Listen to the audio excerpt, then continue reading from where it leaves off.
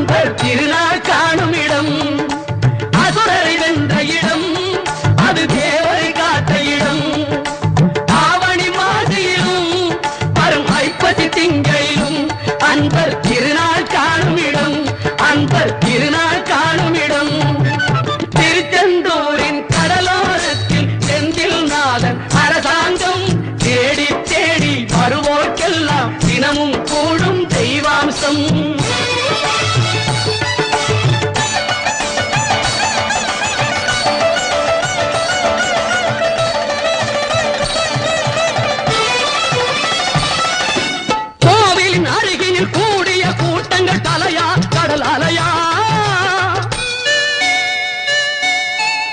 குழந்தைகள் பெரியவர் அனைவரை இழுக்கும் குமரன்